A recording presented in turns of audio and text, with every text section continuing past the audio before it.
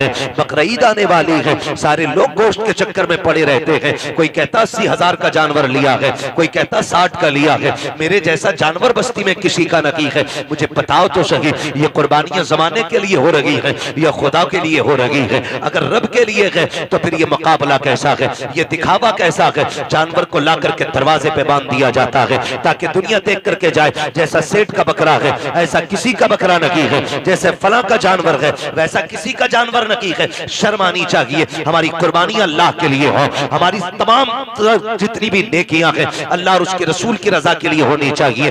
कुर्बानी क्या है? क्या सिर्फ गोश्त के लिए कुर्बानी की जाती है या सिर्फ गर्दनें काटी जाती है? गौर करो प्यारे, पूरी कुर्बानी ये किसी रिश्ते की याद दिलाती है। इतनी आसानी से सिर्फ कुर्बानी कह के नहीं गुजरा जा सकता है।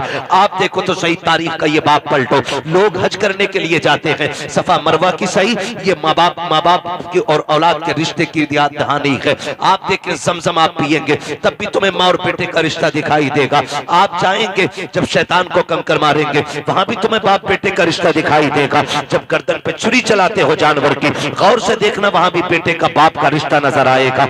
ये रिश्ता कितना अजीम है रब की बारगाह में। आप गौर तो करो प्यारे, आज हम ये समझ लेते हैं क्या किया दुनिया के बाप पालते हैं। हमारे बाप ने पाला तो कौन सा बड़ा काम कर दिया। हम नादान है, गलत कह रहे हैं इस बात को। उनसे पूछो जिनके पास बाप का साया नहीं है। जमीन कितनी तंग नजर आती है, खुशियां कितनी महदूद हो जाती है जब सर से बाप का साया चला जाता है। खुदा की कसम अगर बाप होता है तो पता नहीं चलता जवानी कब आ गई है, और अगर बाप चला जाता है तो फिर जवानी मुश्किल से मैसर हुआ करती है। जिस उम्र में बस्ते और किताबें होनी चाहिए उस उम्र में हाथों में औजार आ जाते हैं, मैकेनिक बना दिया जाता है, होटलों के बर्तन आ जाया करते हैं। माँ बाप का ना होना जिंदगी को तबाह बर्बाद कर देता है। अल्लाह ने माँ बाप जैसी दौलत दी है, नौजवानों उनकी इज्जत करना, उनकी खिदमत करना। जब तक माँ बाप होते हैं ये समझ लेना खुदा की रहमतें नाजिल होती रहती हैं। मैं तारीख का ये बाप पलटना चाहता हूँ। आप तारीख उठा करके देखिए, अल्लाह के खलील हजरत इब्राहिम अलैहिस्सलातु व तस्लीम, हजरत इब्राहिम की आप जिंदगी पढ़िए। आपने पूरी जिंदगी रब की बारगाह में इम्तिहानात पेश किए, क्यों ना करते? क्योंकि खलील है, अल्लाह के दोस्त हैं, कुर्बानियां पेश कर रहे हैं, इम्तिहानात की मनाजिल से गुजरते जा रहे हैं। आज जानवर कुर्बान करने की बात आती है। अभी बात बताई थी, जैसा कि कहा गया था, अभी मुफ्ती साहब ने बताया था कि जब कुर्बानी की बात आती है लोग बहाना कर देते हैं, कर्जा है नहीं कर सकते, पता नहीं है चटनी नहीं चल रही है, रोटी नहीं चल रही है। और अगर कोई बेचने लग जाए अभी 1 लाख का मोबाइल खरीद लेगा, 70,000 का मोबाइल खरीद लेगा, लेकिन कुर्बानी के लिए 3500 रुपए देते हुए कलेजे फट जाया करते हैं। तुम्हें सोचना चाहिए कुर्बानी अल्लाह की बारगाह में बहुत बड़ी इबादत है। फरमाया गया कुर्बानी के दिनों में कुर्बानी से बड़ी कोई इबादत नहीं है। अगर कुर्बानी की जगह पे आप एक सोने का ढेर भी अल्लाह की राह में खर्च कर दो तब भी अल्लाह उतना राजी नहीं होता है जितना तुम्हारी कुर्बानी से अल्लाह राजी हुआ करता है। इसमें बहाने ना बनाया करें, इसमें आप हीले तलाश करके ना निकला करें। तारीख का ये बाप पलटिए, शुक्र अदा करें अल्लाह ने जानवर की कुर्बानी मांगी है। अगर बेटे की कुर्बानी मांग लेता तो अल्लाह ने अपने खलील से बेटे की कुर्बानी मांगी, हमसे मांग लेता तो बकरा देने तैयार नहीं है। बेटे के मामले में फिर क्या होता? वो करीम है, उसने इब्राहिम खलीलुल्लाह की सुन्नत को जिंदा करने के लिए हमसे जानवर की कुर्बानी मांगी, जानवर की कुर्बानी जिंदा मांगी, जानवर की कुर्बानी मांगी है। और आप इस बात पे भी गौर करें, इस बात पे भी गौर करें, अगर आप मुसलमान हैं तो आपको आजमाया जाएगा। कहते यार मुसलमान है और हम पे मुसीबतें आ रही हैं। हाँ हाँ, आप मुसलमान हैं तो आप ही को आजमाया जाएगा। वो कहा था किसी ने शहादत गए उल्फत में कदम रखना है। लोग आसान समझते हैं मुसलमान होना, जब आपने कहा है ना ला इलाहा इल्लल्लाह तो फिर अब इम्तिहान से भी गुजरना पड़ेगा, आपको इम्तिहान देना पड़ेगा। और आप ही नहीं, सबने इम्तिहान आती है।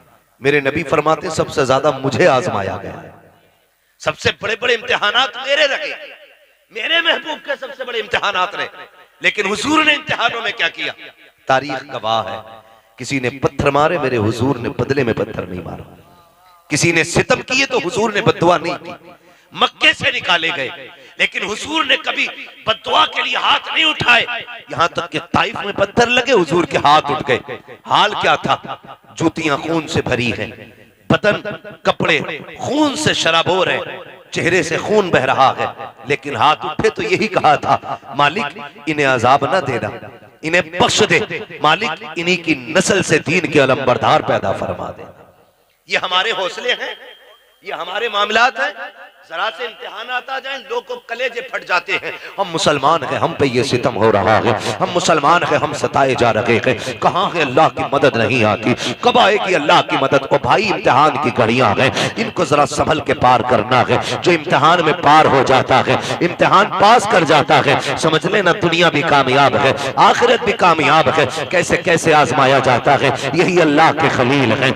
आपको कैसे आजमाया गया, जंगल में रखा गया, अल्लाह के खलील ने सब्र किया, फिर क्या किया गया, लोगों ने बहुत सताया, परेशान किया, आपने पुत तोड़े, लोग दुश्मनी पे आमादा हो गए, यहाँ तक के नारे नमरूद को तैयार किया गया। आग इतनी तेज थी कि परिंदा कोई ऊपर से गुजरता तो वो गिर जाया करता था और मर जाता था उसकी तपिश से। अल्लाह अकबर, तारीख का ये बाप पलटते चले और देखते चले। जब उसी नमरूद की आग में डालने की बारी आई, हजरत जिब्रील अमीन ने आके कहा था, इब्राहिम रब के खलील हो, मैं रब की बारगाह तक जाता हूं, अगर कोई जरूरत हो तो बताएं। आप मंजनीक के अंदर रखे हुए हैं, ये नहीं कहा था जिब्रील देखो सामने आग है, मैं मंजनीक में हूं, कहा था कि मैं जानता हूं, मेरा रब भी जानता है, मुझे कोई जरूरत नहीं है। कहा फिर अपने रब ही से कह दो, कहा जो सब जानता है उससे कहने की जरूरत क्या है, जिसमें वो राजी है उसमें मैं राजी हूं, ये कह के आप राजी हो गए। जब नारे नमरूद में डाला गया, अल्लाह ने आग को ठंडा होने का हुक्म दिया, आग ठंडी और सलामती वाली हुई, आप नारे नमरूद में रखे, बाहर तशरीफ लेकर के आए। उसके बाद फिर आप हजरत सारा के साथ अपना वतन छोड़ देते हैं। बहुत लंबा वाकया है, बादशाह ने पकड़ा। फिर उसके बाद बदले में आपको हजरत हाजरा भी तोहफे में पेश की गई, हजरत हाजरा से आपने निकाह किया। जब कोई औलाद न थी, अल्लाह ने हजरत हाजरा से एक बेटा अता फरमाया। जब एक बेटा पैदा हुआ, आपकी मोहब्बत ज्यादा हो गई, फरिश्ते बातें करने लगे, मालिक ये तेरा खलील है, तेरा दोस्त है, लेकिन अपने बेटे से बहुत ज्यादा प्यार करता है। रब ने फरमाया इब्राहिम का जी रब्बे जलील, का बेटे को अपने आप से दूर कर दो। कहा क्या करना है मालिक, का ऐसी वादी में छोड़ के आओ जहां पे कोई आबादी ना हो। हजरत इब्राहिम खलीलुल्लाह ने बेटे को लिया, आज वहां लेकर के आए जहां आज काबा मौजूद है, उस जमीन पे बीवी बच्चे को लेकर के आए। तारीख का ये बाप बड़े सुनहरे अल्फाज में लिखा हुआ है, बहुत गौर से सुनना प्यारे, और जाकर के बहन बेटियों को भी ये बाप सुनाना। हजरत इब्राहिम खलीलुल्लाह जब उस जंगल में आए जहां पे दरख्त का साया तक नहीं था, हरियाली तक नहीं थी, काले पत्थरों की पहाड़ियां है, दूर दराज तक कोई नहीं है। अल्लाह के खलील ने बीवी बच्चे को जब छोड़ा है और छोड़ के जाने लगे हैं, हजरत हाजरा ने दामन पकड़ा, साथ चलने लगी है। मुअर्रिखीन ने लिखा है 3 मील तक दामन पकड़ के हजरत हाजरा चली है और ये पूछती जा रही थी, अल्लाह के खलील बताते तो जाओ, क्यों छोड़ के जा रहे हो, कोई खता हो गई है बताओ तो सही, क्यों छोड़ के जा रहे हो, क्या बात है, अपनी मर्जी से छोड़ के जा रहे हो या रब के कहने से छोड़ के जा रहे हो। ये हजरत हाजरा कहते कहते 3 मील तक दौड़ी है। तारीख गवाह है, खुदा की कसम, एक जुमला भी हजरत हाजरा ने नाशुक्री का नहीं कहा था। आज शौहर अगर बीवी के पसंद के कपड़े न लाता है तो फिर बीवियां बिगड़ जाया करती हैं, कहती तुम्हारे घर में सुकून नहीं मिला है, जब से तुम्हारे घर में आई हो मुझे मिला कि क्या है, इस तरह के ताने दिया करती हैं। ए मेरी बेटी मेरी बहन, कान खोल के सुन लेना, तेरी जन्नत तेरे शौहर के कदमों में रखी गई है। तू लाख सजदे कर ले, लाख नवाफिल पढ़ ले, अगर तेरा शौहर तुझसे नाराज है तो खैरियत नहीं है। अगर तेरा शौहर 2 पैसे की चीज लेके आता है, उससे चेहरा बिगाड़ के बात ना कर, उसका मुस्कुरा के इस्तेमाल करना। तू नहीं जानती है कि तेरे शौक तो इतने हैं कि शौहर की कमाई उतनी नहीं है। लंबी लंबी लिस्टें बना के दी जाती हैं, मुझे 7,000 का जोड़ा चाहिए, 8,000 का जोड़ा चाहिए। मेरी बहन तो कनीज़े फातिमा ज़हरा है, तेरे लिए जन्नत में महल्लात तैयार किए गए हैं, जन्नत में जन्नती लिबास तेरे लिए है। फकत इतना करना है, तुझे अपने शौहर की रजा में राजी रहना है। तू कौन है, तेरी औकात क्या है, ना तू वली की बेटी है, ना तू नबी की बेटी है, ना तू नबी की बीवी है, ना तू वली की बीवी है।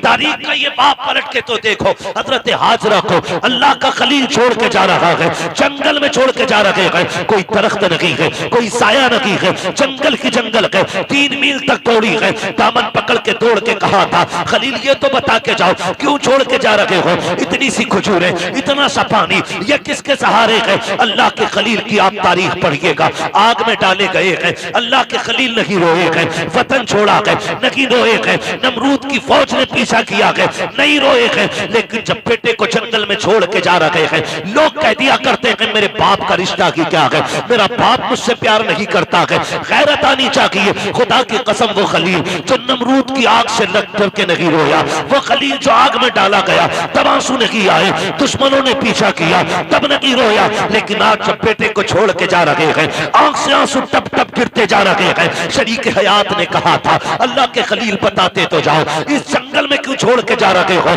अच्छा ये बताओ अपनी मर्जी से छोड़ रहे हो या रब ने हुक्म दिया है? इतना सुनना था। अल्लाह के खलील ने कहा था हाजरा प्यारी सौजा बता तो सके, अगर रब ने किसी को ऐसा बेटा दिया हो और वो भी कोई शुरू उम्र का ना हो, 70 साल की उम्र में मिला हो, और यूं ही नहीं जिसको दुआओं में मांगा हो, सजदों में रो के मांगा हो, तब जाके इस्माइल सा बेटा मिला हो, क्या ऐसे बेटे को कोई जंगल में छोड़ जाएगा? अपनी मर्जी से छोड़ के जाएगा? कहा हाजरा ये अपनी मर्जी से छोड़ के नहीं जा रहा हो, बल्कि अपने रब के कहने से छोड़ के जा रहा हूं। हजरत हाजरा ने इतना सुना, तवक्कुल अल्लाह देखिए, अल्लाह पे भरोसा देखिए, इतना सुनना था, दामन छोड़ा, मुस्कुरा के कहती है खलील पे ठहरो, ये पानी भी ले जाओ, खजूरें भी ले जाओ। कहा क्या करोगी? कहा जिस रब की मर्जी से छोड़ के जा रहे हो वही रब खाना भी दे देगा, पानी भी दे देगा।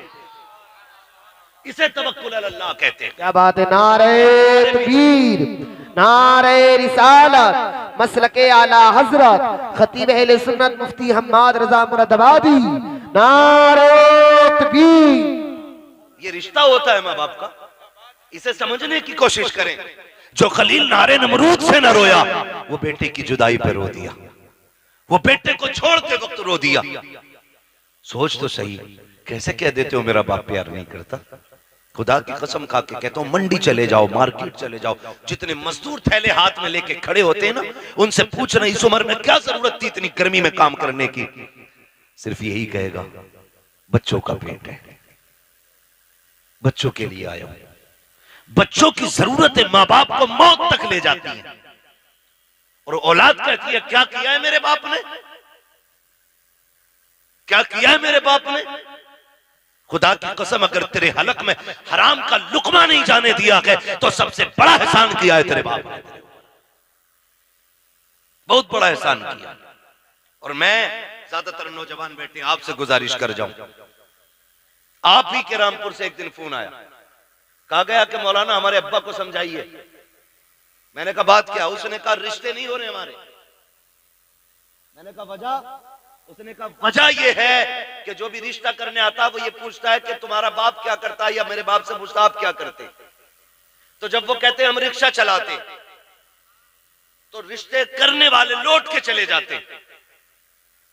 तो उसने कहा हमें गैरत आ रही है, हमारा बाप रिक्शा चला रहा है।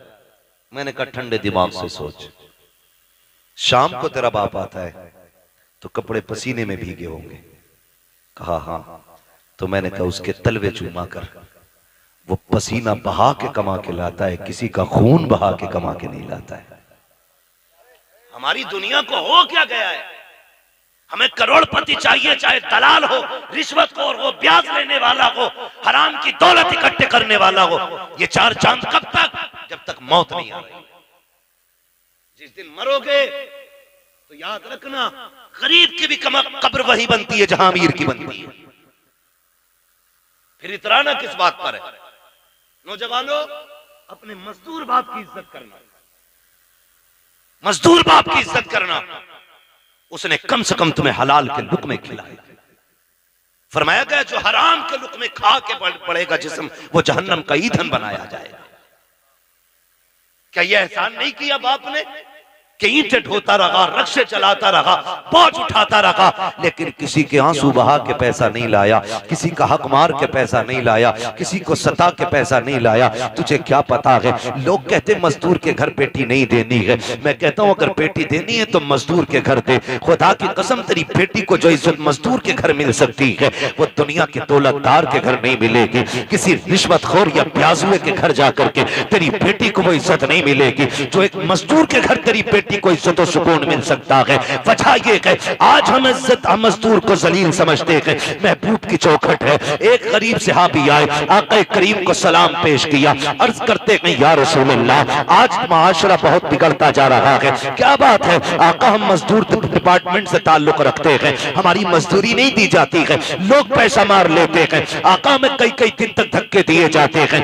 मेरे नबी ने इतना सुना उठ के खड़े हो गए, फरमाया मुसाफा नहीं करोगे? कहते हैं या रसूल अल्लाह, हाथ ऐसे नहीं है जो आपके हाथ में दिए जा सके। क्या बात है? काका इन हाथों से मजदूरी करता हूँ, हाथों में छाले पड़े हैं, फेटे हैं, कहां आप जैसे आपके गुलाम जैसे हाथ, कहां मेरे ये सख्त हाथ। आका खैरत आती है आपके हाथ में हाथ देते हुए। मेरे नबी ने उसके हाथ देखे, फरमाया ला तेरे हाथों को बोसा दे दो। इतना सुनना था, मजदूर की आंख में आंसू आ जाते हैं। या रसूल अल्लाह, आप बोसे की बात करते हैं, यहाँ मजदूर को बगल में बैठा के कोई पानी नहीं पिलाता है, यहाँ साथ बैठा करके कोई एक प्लेट में खाना नहीं खिलाता है। आका आप हैं कि चूमने की बात कर रहे हैं। मेरे नबी ने इतना सुना, फरमाते हैं खाली सिर्फ निजाम नहीं बनाना है, बल्कि जमाने को मजदूर की इज्जत भी बतानी है। आका करीम ने जब मजदूर के हाथ को बोसा दिया, तड़प गया आका, इतनी इज्जत। फरमाया सिर्फ इज्जत नहीं, एक कानून भी बता रहा हूं, जाओ जमाने से कह देना कि मजदूर की मजदूरी पसीना सूखने से पहले दे दो। कहा ये इज्जत किसने दी है? तो बता देना ये इज्जत मदीने वाले मुस्तफा ने अता की। हम मजदूर को हिकारत से देखते हैं, और मेरे नबी ने फरमाया लो एक इज्जत का ताजोड़ दे रहा हूं। हुजूर कौन सा? फरमाया अल कासिबु हबीबुल्लाह, जो मेहनत मशक्कत करके कमाएगा, कयामत में अल्लाह उसे अपने हबीबों की सफ में जगह अता फरमाएगा। तो कम से कम इतना ख्याल करें नौजवानों, हम तो अपने बाप की मेहनत का ख्याल करें। अगर ये दुनिया वाले हमें मजदूर का बेटा कहते हैं तो कहने दें, हमें उस बाप की इज्जत करनी है जिसने चौक में गालियां खा के मजदूरी पे धक्के उठा के हमें पाला है। तुमसे तो कम से कम इतनी तवक्को होगी उस बाप को कि कोई इज्जत करे ना करे, मेरा बेटा तो इज्जत देगा ना। अगर वही औलाद उसे जलील करने लगे तो बताओ वो जी के क्या करेगा? क्या करेगा वो जी के? जब वही औलाद उससे कहती हो कि तुझे टुकड़े डालने से बेहतर है कुत्ते को टुकड़े डाल दिया जाए, क्या करेगा वो बाप जी के? उसे हार्ट अटैक नहीं आएगा? उसे हार्ट अटैक नहीं आएगा? वो रोएगा नहीं अपनी कमनसीबी पे? क्या वो भूल गया होगा उन दिनों को जब तुझे गोद में उठा के वो गली गली फिरता रहा?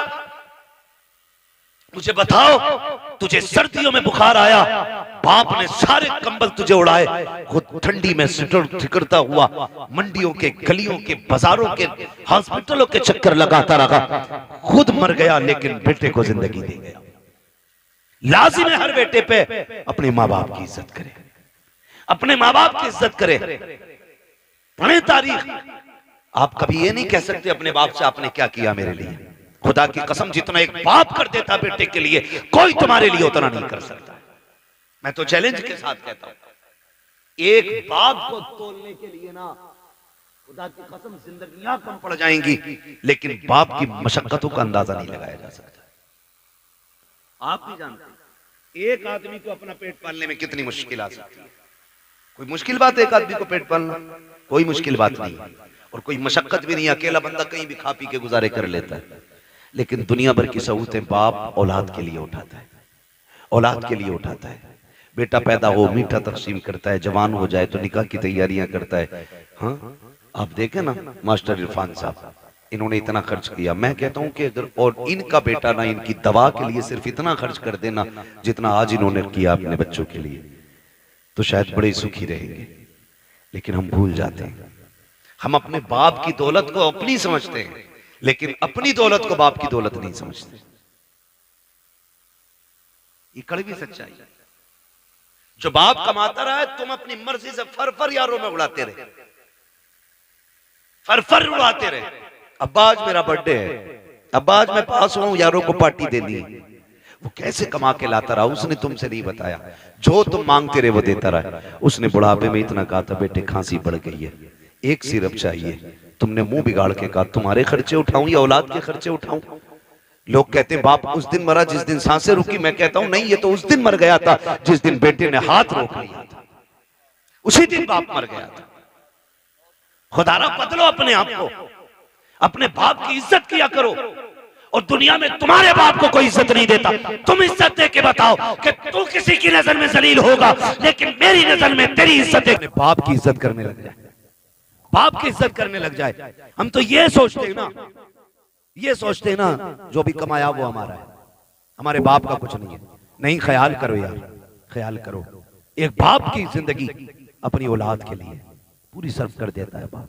मैं अर्ज कर रहा था, अल्लाह का खलील बेटे को छोड़ते वक्त, बेटे को छोड़ते वक्त,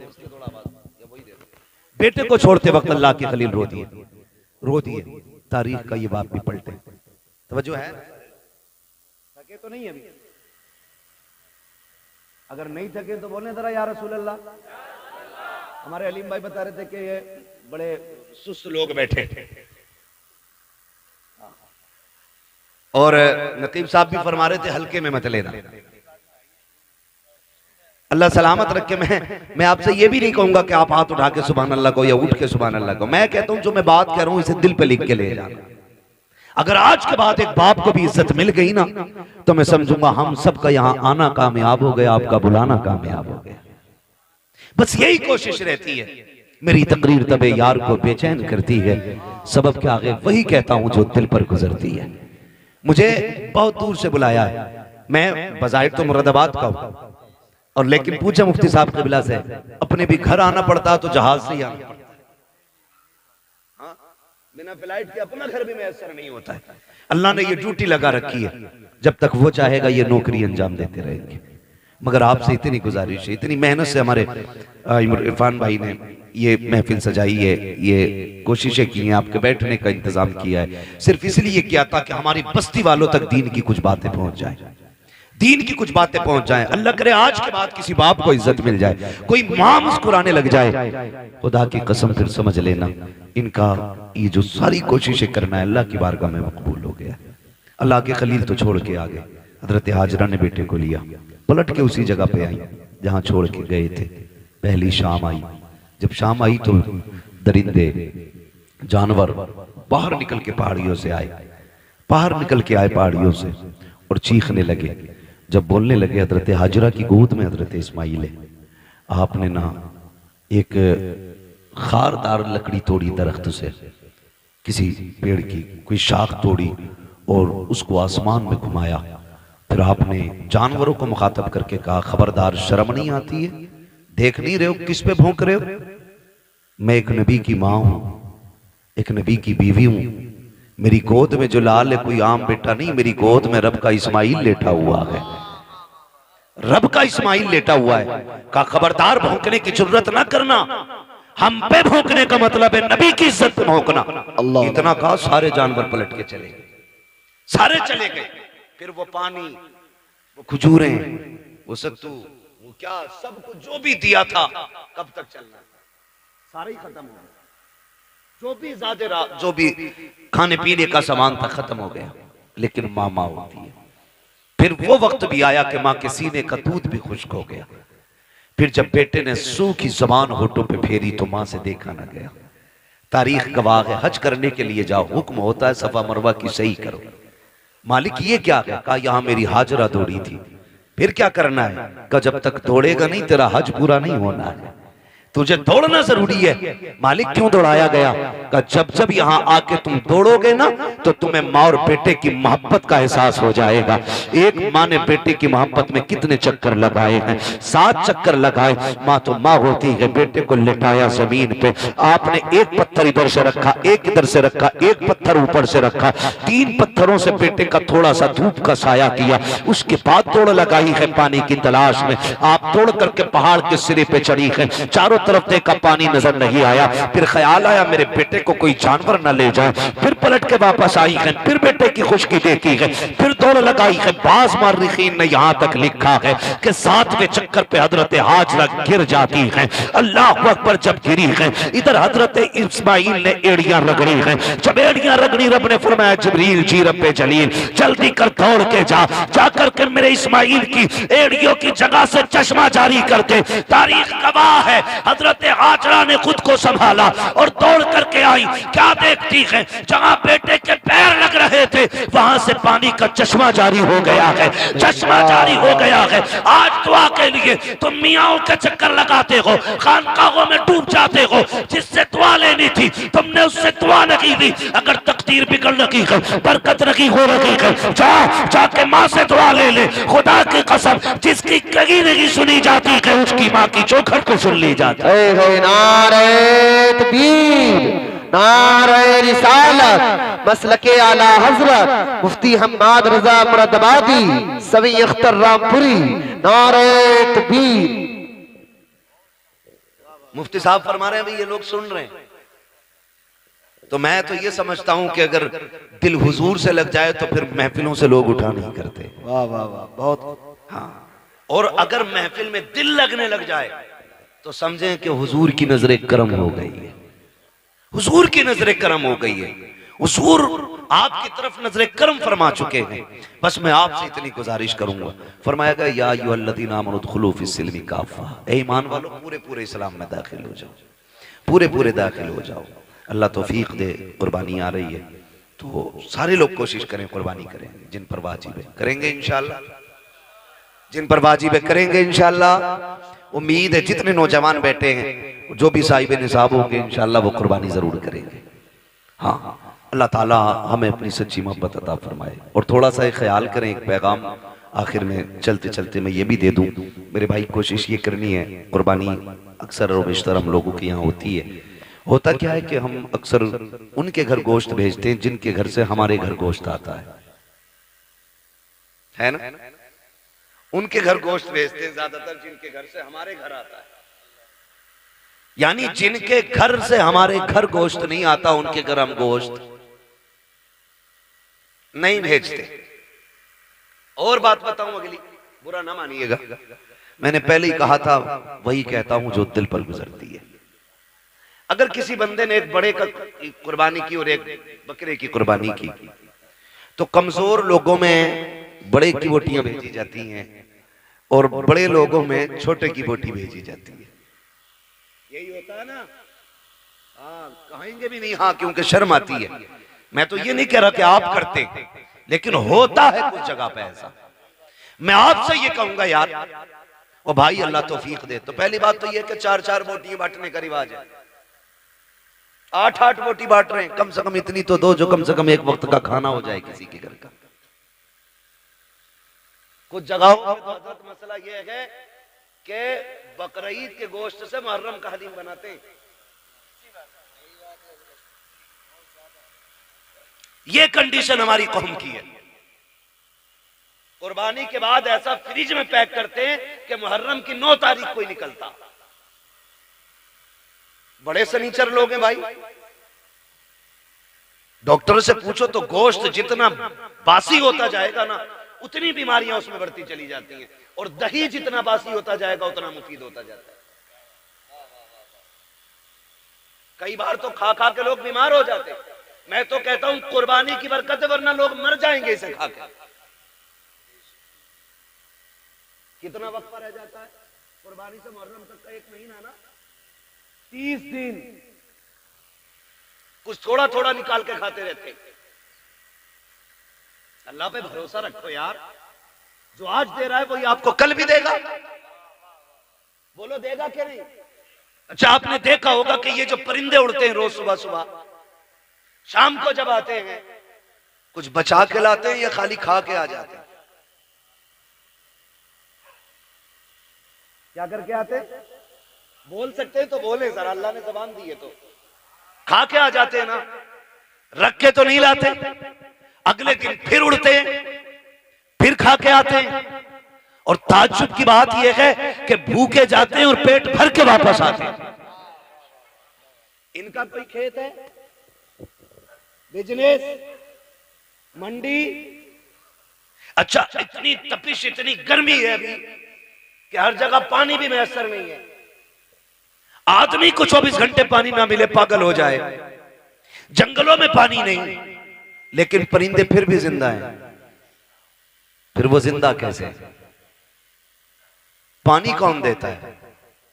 अल्लाह देता है ना, वो रोज खा के उड़ के आ जाते, छोड़ के नहीं आते, क्योंकि उनका भरोसा ये है कि हमें रब देने वाला है।